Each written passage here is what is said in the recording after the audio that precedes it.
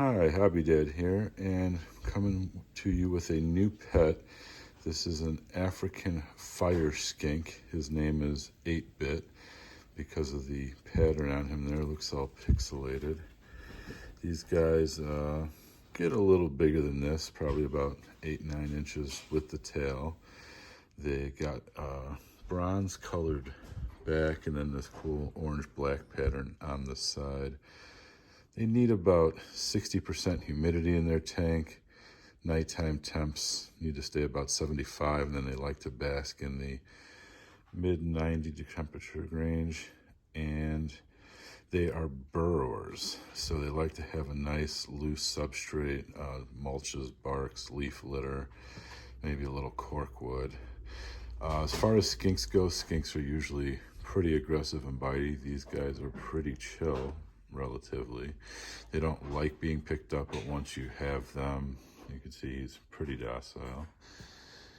And like most skinks, they're aggressive eaters, so they could eat crickets, waxworms, mealworms, superworms. Larger ones could even eat pinkies, anything of that nature, hornworms. Otherwise, they're pretty forgiving as far as reptiles being kept. Multiple males kept together will often attack each other and fight to the death, but multiple females, or a male and a few females, can be kept together. I'm going to put him back here in his tank in a second, and then we'll do a quick go around of the setup I put together for him. And here's the Fire Skinks enclosure.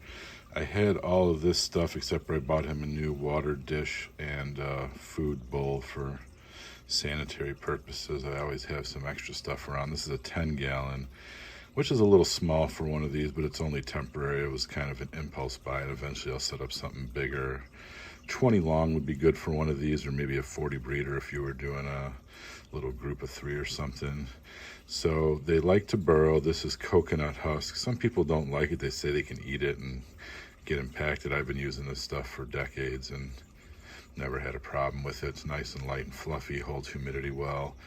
And there's some sorghum moss up on top, and a little couple pieces of cork wood back there and over here, buried in there. He's got a new water dish.